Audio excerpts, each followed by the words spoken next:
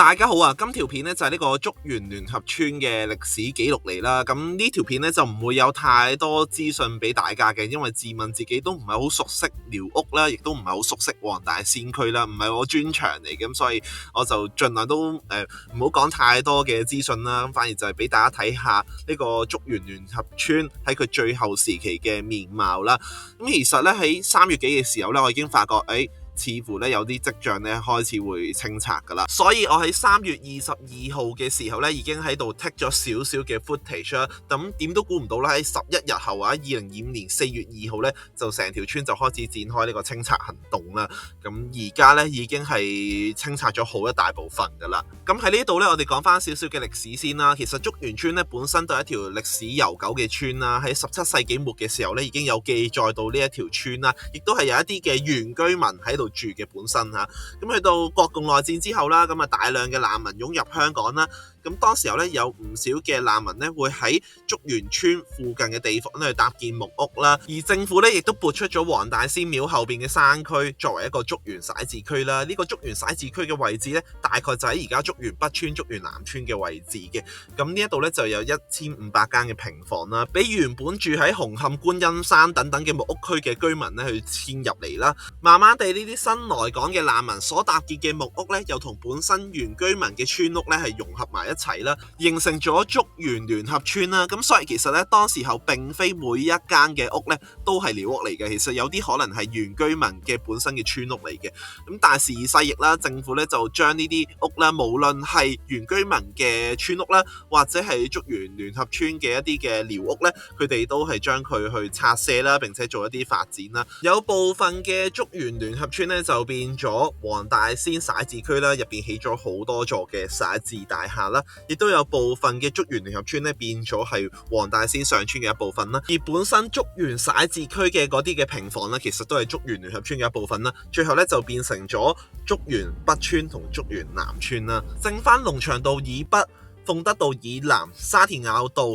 以東嘅呢一橛仔嘅竹園聯合村咧，依然都係一個寮屋區啦。不過咧，去到2019年嘅時候咧，咁當時候嘅特首咧就提出咧要收翻呢一個寮屋區，興建翻一啲嘅公營房屋嘅。呢度嘅公營房屋預計落成咗之後咧，能夠提供1500伙啦，俾到4000人居住啦。最後咧，成個收地嘅過程咧喺2023年9月開始展開啦。政府咧一直有俾啲寬限期咧，係俾啲居民咧暫時唔使遷走住啦。不過去到2025年4月2號嘅時候咧，咁啊地政總署咧就聯同相關政府部門咧就帶埋啲人入村啦，就要將啲居民咧強行遷走啦。咁竹園聯合村嘅歷史咧就告一段落啦。其實喺呢條竹園聯合村嘅尾聲嘅時候咧，你可以見到啦，附近已經有部分嘅村嘅範圍已經係俾人收咗咧，做緊啲工程啦。另外咧，亦都有啲居民啦掛咗啲 banner 喺度啦，控訴即係政府嘅部門啦咁樣。嗱，呢一個 footage 咧就喺4月12號嘅時候拍攝啦。咁當時候咧，其實政府已經強行收咗個村噶啦。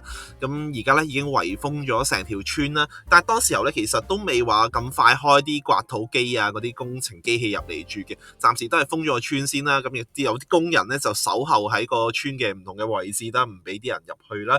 咁呢個就大致上咧就係4月12號啦，即係收咗村10日之後嘅時候嘅樣啦。咁當時候其實同收村之前個樣都差別唔太大嘅，不過去到5月頭嘅時候咧，就終於咧開始咧將呢啲刮土機咧就入去村入邊咧就拆村啦。咁可以見到啦，呢啲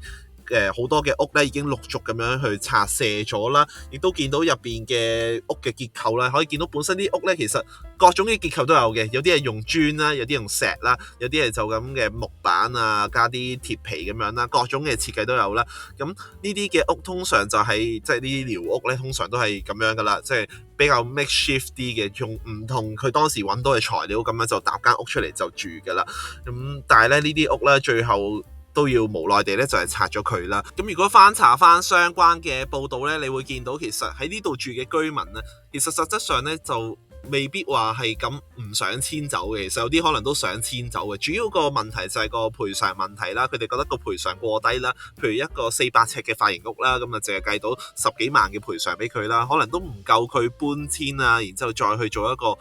重新建立翻佢嘅事業咁樣啦，咁所以嗰啲人就有啲不滿啦，唔肯遷走啦。咁但係呢件事喺社會上都係有啲爭議嘅，有啲人就覺得喂，呢啲都係寮屋啦，本身都係霸翻嚟嘅地啦，點解要賠好多俾你啊。咁但係有啲人我覺得即係正常就應該要賠得足啲啦，咁就可以令到啲居民更加係開心咁樣遷走啦。但係 anyway 啦，呢件事我就覺得即係兩邊都各有道理嘅，又係呢啲咁，但係最後就政府就係個賠償就係俾咗10幾萬俾人啦，咁樣，然之後就要人哋遷走啦。咁最後呢，而家呢就變成咗一片頹垣敗瓦嘅情況啦。呢一度咁今次呢條片呢，志在就係記錄低呢啲咁嘅情況啦，因為我真係喺佢拆穿之前啦、拆穿之後嘅一段時間都有去 take 一啲 footage 啦，咁喺呢度可以 show 俾大家睇啦。咁我就冇太多嘅評論噶啦。咁但係如果你觀眾有咩意見嘅話呢，都歡迎喺下邊度留言分享啦。咁今集去到呢度係咁先啦，我哋下次再見啦，拜拜。